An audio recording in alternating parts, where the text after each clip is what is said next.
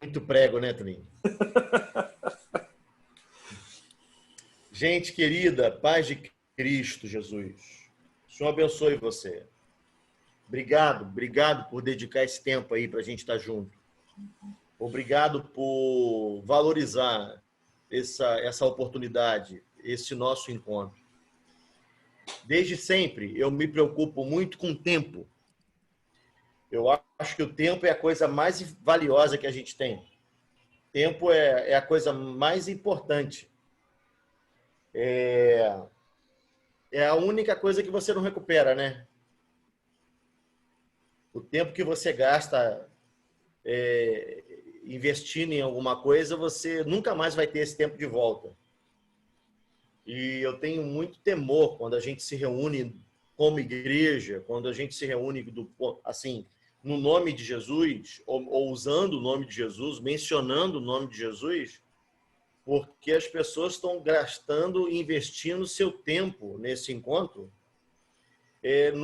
com uma expectativa de ter uma direção, uma experiência com Cristo, com o Evangelho de Cristo, com a mensagem de Cristo. Então, eu queria agradecer você, obrigado mesmo da gente poder estar junto, e eu queria estar, assim, orando para o Senhor visitar a gente, dar graça para a gente, nesse tempo em que a gente vai estar refletindo sobre a palavra junto. Podemos orar? Amém. Pai de amor, obrigado por cada irmão aqui hoje, cada um que separou um tempo, e nesses dias de feriado prolongado, em que algumas pessoas viajam, as pessoas dedicam-se mais aí ao lazer, mas esses amados que estão aí decidiram separar esse tempo para estar juntos, reunidos como igreja.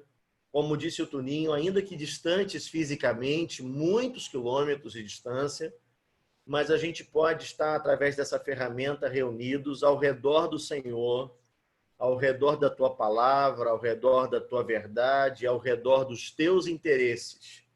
Nossa oração, Senhor, é que o Senhor faça aquilo que realmente só o Senhor pode fazer, que é agregar sentido e valor a esse encontro. Minha oração, Senhor, é que cada amado e amada assim agora tenha uma experiência com a tua palavra, ouça a sua voz, muito para além da minha, muito para além das coisas que eu tenho para dizer, que o Senhor trate com a vida de cada um de nós na tua palavra.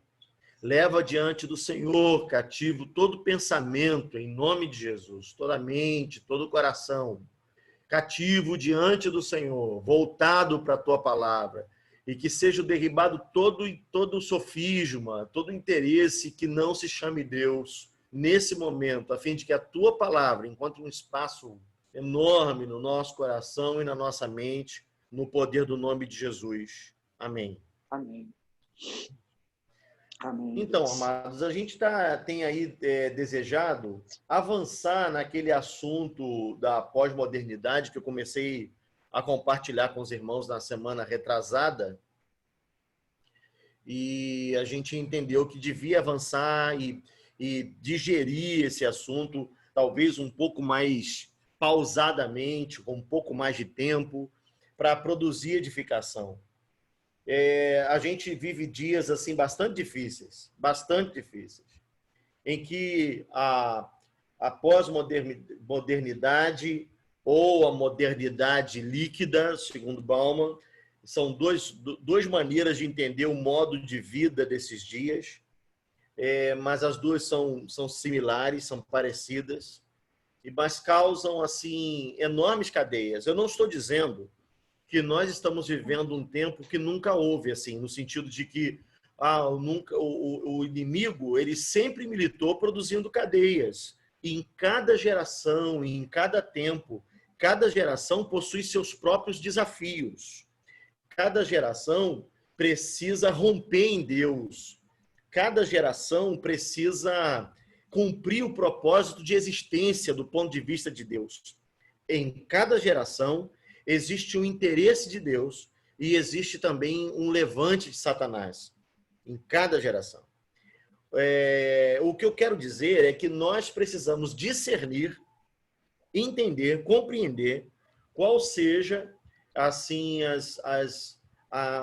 os levantes do inferno, as intenções do inimigo nesses dias, nessa geração, que atinge frontalmente as nossas vidas, mas, sobretudo, a vida dos nossos filhos, e como nós podemos lidar com isso, como nós podemos nos posicionar como homens e mulheres de Deus, com a mensagem própria para essa geração. Não adianta tentar usar a mensagem ou o posicionamento muito abençoado de Deus da geração passada ou antiga. Nós precisamos ter clareza e entendimento para discernir qual seja o posicionamento que Deus espera de nós para essa geração. Veja, eu não estou falando de mudar o evangelho ou modernizar o evangelho para que ele seja mais popular. Eu não estou falando de uma linguagem. Eu estou me referindo a um posicionamento. Ao posicionamento necessário para a sociedade desses dias. Tal qual Jesus, eu falei isso na ministração lá, aquele dia que ele vem, ele sai da sua realidade, invade uma sociedade e uma cultura, e ele confronta, ele posiciona o céu e os interesses de Deus para aquela sociedade e para aquela cultura. Da mesma maneira, eu e você precisamos fazer. A gente vive hoje no modelo de viver chamado de pós-modernidade, ou, como já disse, modernidade líquida. Onde nada é exatamente como vivemos a geração passada. O relativismo, o individualismo e o subjetivismo dominou, é o que domina, manda nessa sociedade. Nesse tempo de hoje, não se proclama e não se crê e se incentiva a juventude a acreditar que não há uma verdade central. Existem muitas verdades. Existem variados modelos de verdade. E você encontra a verdade que mais se adequa a você, a sua verdade. Isso é relativismo. O individualismo coloca o homem como cuidando do seu próprio interesse em primeiro lugar. Isso também é fruto dessa sociedade. Ele olha para si e a demanda de consumo, por exemplo, e a demanda de interesses, ela é tão intensa e tão avassaladora que o homem nunca se percebe satisfeito, ele nunca se percebe saciado no que tem. E aí ele cuida de si o tempo todo, ele cuida dos seus próprios interesses o tempo todo. É ele em primeiro, segundo, terceiro e quarto lugar. A isso chamamos de individualismo. Por último, o subjetivismo, que faz o homem acreditar que a verdade está dentro de cada um. A sua própria verdade. Aquilo que nasce dentro de você, que você não encontra fora ou numa mensagem externa, mas na sua interiorização, na construção pessoal, você se acha e se encontra. Tudo isso não tem um discurso feio, não tem um discurso com capa preta, garfinho na mão, chifre na cabeça. Não tem um discurso do tipo, vou matar você, vou destruir você. Muito pelo contrário. Tudo isso que eu estou falando tem um discurso positivo, tem um discurso de evolução, tem um discurso de parecer fazer o homem mais moderno, mais pacífico. Contudo, por trás disso, existe o avanço das doenças e das tristezas se acumulando e se somando. Veja que nunca se viu com a intensidade que temos vivido hoje, uma geração depressiva, angustiada, em crises existenciais, porque tudo líquido que não possui forma, firmeza. No fundo, se tem tanta informação que se cai no vazio completo. Eu recebo, me instruo, me informo e acabo sem saber de nada. Existem tantas variedades de verdade em que faz com que a gente, na verdade, fique no engano sem a verdade. O panteísmo, por exemplo, que diz que tudo é Deus, joga para trás das pessoas a possibilidade de crer num Deus como ele é. A doença emocional, a desestabilidade e a distância espiritual das pessoas tem feito uma sociedade completamente só, solitária, gente sofrida. A mensagem para esses dias da igreja precisa ser contra estas coisas. A igreja precisa manifestar a fé de que há uma verdade. Não existem múltiplas verdades. Não existe a possibilidade de fontes variadas da verdade. Existem fontes variadas dos pontos de vista sobre a verdade. E isso a gente precisa respeitar. A gente precisa conviver. A gente precisa aceitar. O meu ponto de vista não é o único. Isso eu concordo e isso é verdade. Contudo, a verdade central, a palavra de Deus, e Deus como centro de existência das pessoas, Cristo como sendo o cabeça de todas as coisas, é isso que se torna remédio, paz para o coração e para a mente, alívio para a alma de toda essa gente. O que eu quero chamar você para refletir comigo é que você precisa ter uma mente que se resgata dessa sociedade e dessas influências filosóficas que enchem a cabeça dos nossos filhos, por exemplo. A gente precisa ser resgatado desse enxerto intelectual que confronta a fé bíblica, que confronta o fundamento da fé cristã, daquilo que Cristo disse. Queria chamar você para a gente ler um texto. Serginho está aí, chegou, Zane. Oh, turma linda, Deus abençoe. Graças a Deus. Colossenses, capítulo 1, versículos de 9 até o versículo 11. Liguem suas Bíblias. Isso, liga a Bíblia aí. Eu vou pedir sua paciência. Eu vou fazer a leitura na tradução A Mensagem, de Eugene Peterson. Ela é um pouco diferente, mas eu gosto muito dessa tradução, porque ela fala de uma maneira mais contemporânea, a gente entende com maior facilidade, não tem muito código para decifrar e tal. Eu tenho apego a isso. Veja o que o apóstolo Paulo falou aos irmãos em Colossos. Saibam que, desde o primeiro dia que ouvimos a respeito de vocês, não paramos de orar, pedindo que Deus dê a vocês uma mente sábia e espiritual. Sábia e espiritual. Para que adquiram uma compreensão perfeita de como Deus trabalha. Oramos para que vocês vivam bem para o Senhor e o deixem orgulhoso do trabalho que realizaram em seu jardim.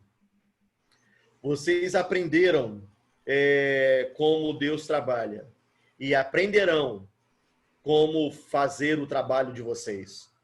Oramos para que permaneçam firmes em toda a jornada, sem precisar fazer força, mas dependendo do poder glorioso que Deus nos dá. É o poder que suporta o insuportável e se derrama em alegria e gratidão ao Pai que nos fez fortes o suficiente para que tenhamos parte em tudo de glorioso e belo que Ele tem para nós. Alexandre, como eu posso me posicionar nesses dias com essas filosofias multiplicadas, com essa influência toda, e como eu posso lidar com meus filhos, por exemplo, como eu posso trazer a minha casa, trazer as pessoas ao meu redor para esta mensagem. O apóstolo Paulo, falando dos irmãos colossenses, ele começa falando de uma coisa básica do evangelho, irmãos, que é possuir uma mente transformada. Romanos 12, 1 e 2. Renovação da mente. Renovação da mente. Mudança de mente. Por que é possível, é preciso mudança de mente? Não é para ficar moderninho, não é para ver uma coisa nova, mas é para eu deixar, preste atenção, para eu abandonar as construções mentais carnais com as quais eu lido com os meus dilemas. Preste atenção, por favor. Quem é você? Como é que você vê a vida? Como é que é construído o seu ponto de vista sobre os problemas e sobre a vida? Você tem duas influências na sua história. Uma está relacionada à tua própria experiência como ser e como sociedade. Isso foi construindo a sua mente. Por que existem muitas pessoas que veem grande problema em algumas coisas e para outras é inteiramente simples? Acham uma enorme dificuldade que para outras é inteiramente fácil. Sobretudo por causa das experiências de vida, traumas, experiências passadas. Então, de alguma maneira, os nossos olhos para a vida, a nossa construção mental é subproduto das nossas experiências na formação do caráter, naquela primeira infância, na adolescência e tudo mais que nós vivemos.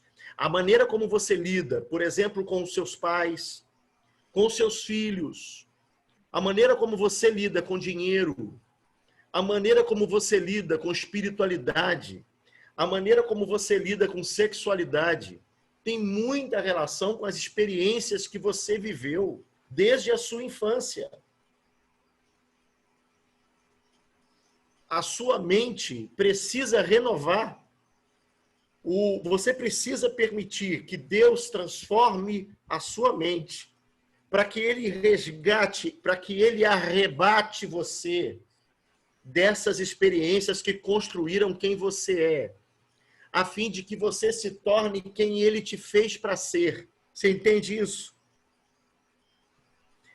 Você precisa permitir que Deus pegue esse Toninho, pegue essa Renata, essa Tânia, essa Cássia, essa Soraya, a Carla. Ele pegue você e tire você da tua história de vida e tire você desse produto, desse resultado das experiências que você viveu ao longo da tua história para construir um outro Alexandre, uma outra pessoa, a partir dele, nele. Isso não é humano, isso é um milagre. Quando Paulo fala de renovar a mente, fala de me permitir viver o milagre, de ver a vida de outro jeito. Fala de ser liberto da escola de vida pela qual passei, para que você tenha uma mente sábia, como disse aos Colossenses, e olha, veja aqui, espiritual. Ter uma vida, uma mente, um pensamento sábio e espiritual. Essa é a obra básica do Evangelho.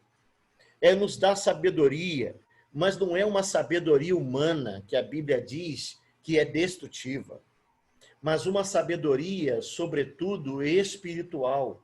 Ter a mente de Cristo, pensar como Ele pensa. Então, o desafio para a igreja, meu irmão, minha irmã, você que está aqui, é sair dessa mentira evangélica que faz a gente se tornar frequentador de igreja, assistir a culto, ir para uma reunião acreditando que ser evangélico, ser discípulo de Jesus, é frequentar um prédio, ter uma carteirinha de membro, assistir mensagens, renovar minhas baterias espirituais domingo após domingo, me sentir melhor para viver a minha vida. E que vida é essa que é minha? É a minha vida do jeito que eu fui feito para ser, com as experiências que eu tive, com os traumas que eu tive, vivendo a vida do mesmo jeito como meu pai vê, minha mãe vê, meus irmãos vê, minha família vê. A obra do Evangelho é a renovação da minha mente, da minha maneira de ver e da minha maneira de pensar, me identificando a Cristo, com Cristo, para que todas as minhas lutas, as minhas batalhas, os meus interesses, as minhas guerras, as minhas motivações apontem para Cristo. Porque na carta aos Efésios, a palavra diz que a obra de Deus é fazer convergir em Cristo todas as coisas. Você sabe que a história da tua vida, a transformação da tua vida, quando tudo na tua história, de alguma maneira, voltar a Cristo, direcionar para Ele. Esse é o trabalho do Evangelho. Não é que você tenha um emprego melhor, um carro melhor, uma vida melhor, para você ficar confortável e estar numa sociedade melhor, estar inserido num contexto social e se sentir melhor com isso. Mas é para que você conduza todas as coisas. Olha, todas as coisas para Cristo. Todas as coisas para o interesse de Cristo. Todas as coisas para a vontade de Cristo. Tudo para o que Ele quer. Voltando ao texto lá, ele fala assim, ó, uma mente sábia e espiritual, para que adquiram uma compreensão perfeita de como Deus trabalha.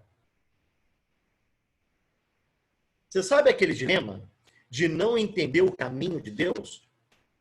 Você sabe aquele dilema de não saber como é que Deus pensa sobre mim? Eu não consigo entender. Eu quero saber qual é a vontade de Deus. Sabe essa pergunta? Muito comum. Quanta gente, quantos evangélicos vivem fazendo essa pergunta?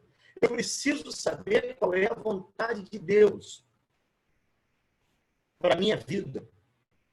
Qual é a vontade de Deus para o meu trabalho? Qual é a vontade de Deus para o meu dinheiro? Qual é a vontade de Deus para o meu casamento? Qual é a vontade de Deus, Toninho? Está falhando bastante a sua voz aqui para gente. É para todo mundo ou só aqui em casa? Deixa eu ver se é o meu ventilador. Pode ser que esteja atrapalhando o áudio. É provável. Peraí. Está falhando um pouco.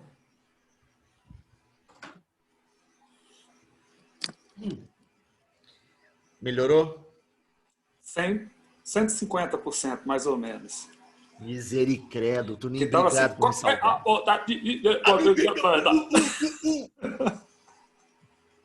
Então vai lá, Podemos continua. seguir? Obrigado, Tuninho. Então, esse dilema de tentar entender, compreender a vontade de Deus, compreender como Deus trabalha, é fruto de uma transformação de mente débil. Débil. A igreja precisa romper. É por isso que a sociedade lança filosofias como a pós-modernidade ou a modernidade líquida, e os nossos filhos são contaminados com tanta facilidade. Porque nós temos uma igreja débil, enfraquecida, minimizada. A gente cria uma comunidade de gente que olha para a igreja como um encontro social, como uma de eventos, onde o meu filho vai ter uma estrutura de classe para ficar. A gente pensa na igreja pelo ponto de vista, inclusive, da pós-modernidade. O interesse da gente é um lugar para eu me sentir melhor. Eu estou muito preocupado com o que eu vou receber, com o que os meus filhos vão receber lá. Enquanto que o Evangelho aponta para a gente para os interesses de Deus. Eu preciso saber qual é a vontade de Deus. E como é que eu faço, Alexandre, para saber qual é a vontade de Deus? Você não vai ser ouvindo as minhas pregações. Não vai ser escutando o melhor teólogo falar, se enchendo de pregação. Ouvir pregações é uma bênção, irmãos. Eu não estou dizendo que está errado. O que eu estou querendo dizer é que você precisa, ter um relacionamento com Deus. E você, não é através da linguagem ou da tradução do pastor, quem quer que seja, mas você saber como é que Deus trabalha. Como é que Deus está trabalhando na sua casa. Como é que Deus está trabalhando na sua vida. Qual é o propósito de Deus em ter colocado você, por exemplo, para trabalhar onde você trabalha. Qual é o propósito de Deus em que você tenha feito o curso superior que você fez, a faculdade que você fez, tenha adquirido o entendimento que você adquiriu, esteja posicionado na sociedade como você está. Eu preciso ter uma mente renovada, sábia e espiritual para fazer convergir em Cristo Jesus todas as coisas, para levar para Ele todas as coisas, devolver a Ele todas as coisas. É nisso que se estabelece o reino de Deus. É nisso que se estabelece a vontade de Deus. Você quer saber como Deus trabalha? Você precisa ter mente renovada. Ó, vamos continuar lendo aqui, ó.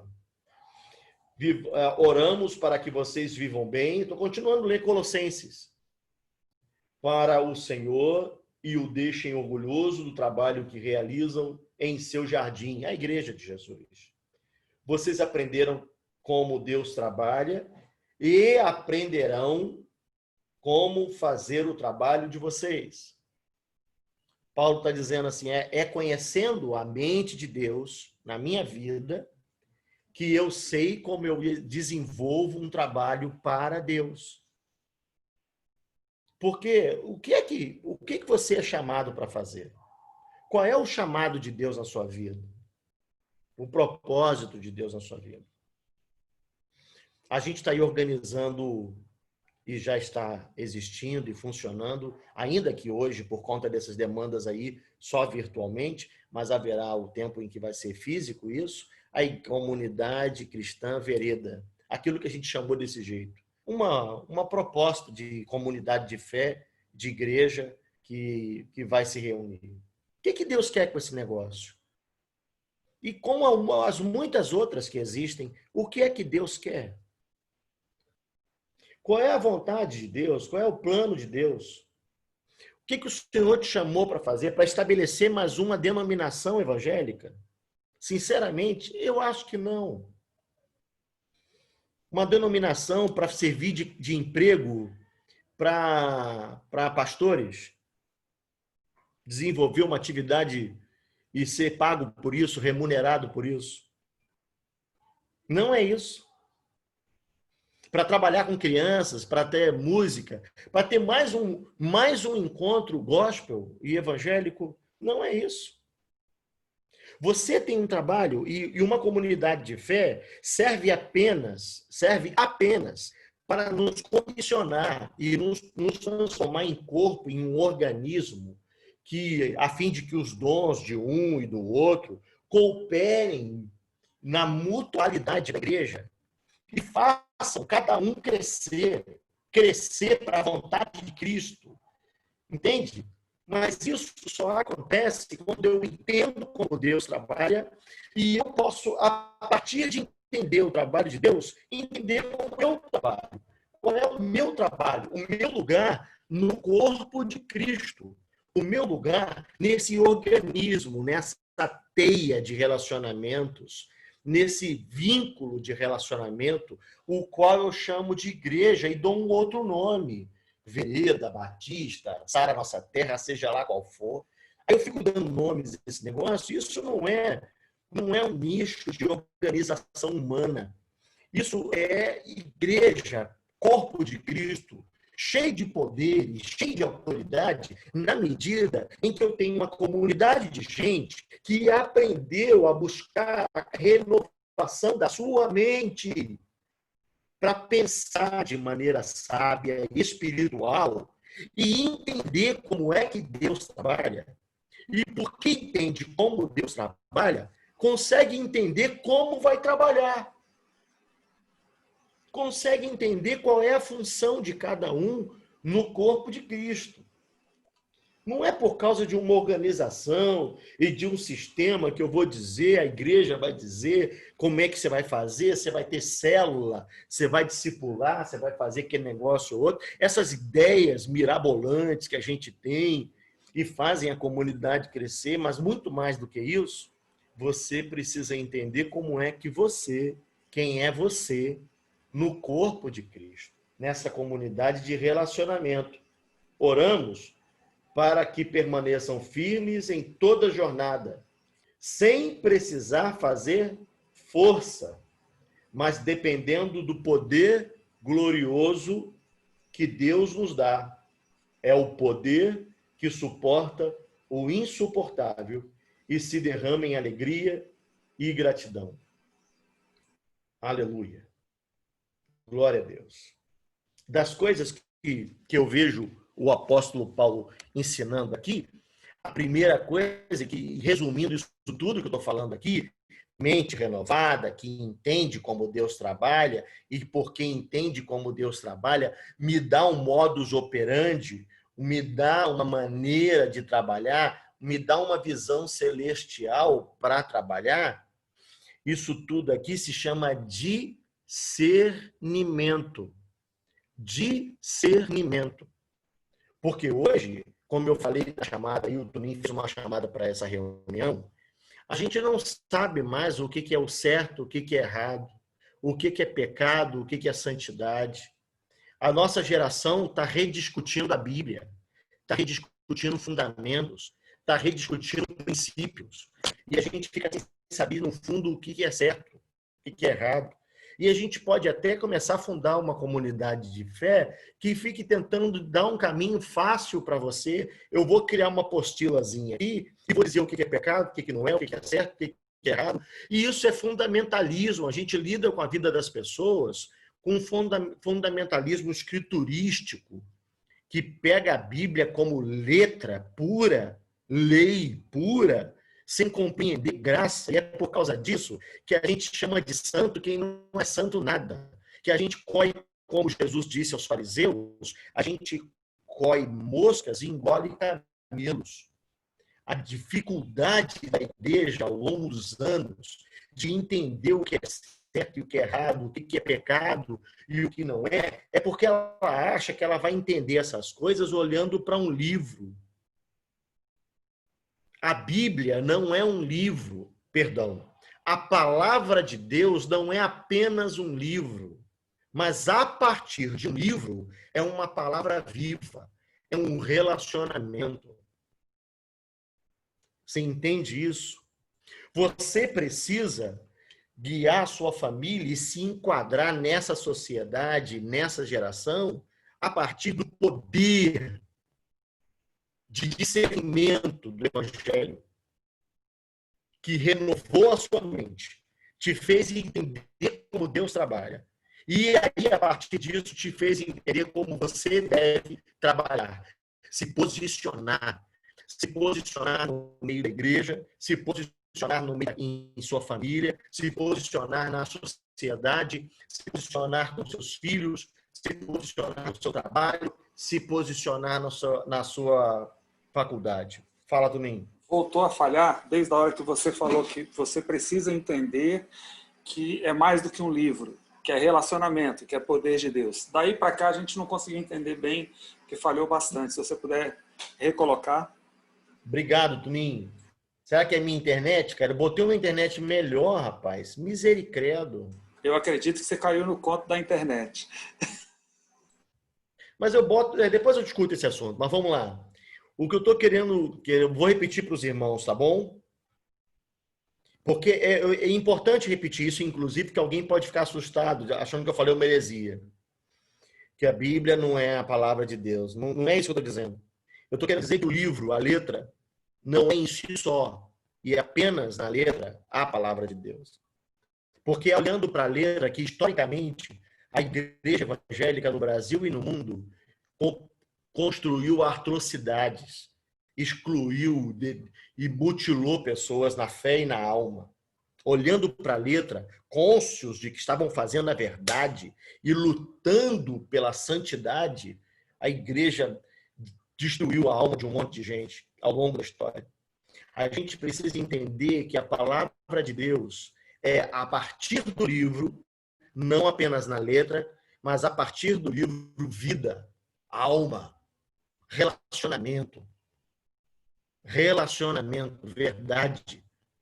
E verdade dinâmica, inclusive, não é uma verdade estática, é uma verdade dinâmica.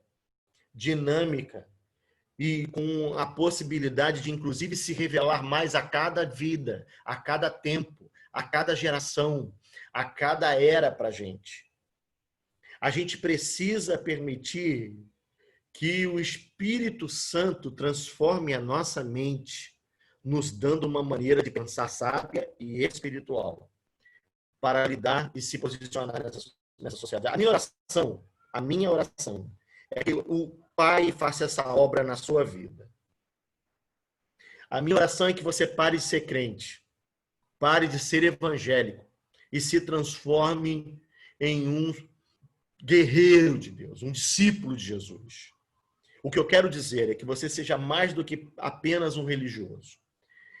A minha oração é que a Bíblia seja mais do que letra para você, mas seja a fonte de vida, como aquela mulher samaritana. Uma fonte que jorra para a eternidade. A minha oração é que o poder de Deus encha você e transforme a sua mente, tirando você, sequestrando você das suas experiências na construção social. E transforme você num homem e uma mulher segundo Cristo. Uma mente renovada. Uma maneira nova de ver. Para que você passe a entender a obra de Deus. E para que você saiba como também trabalhar para Deus nesses dias. Espero ter ajudado mais os irmãos. Deus os abençoe. Glória a Deus. Glória a Deus.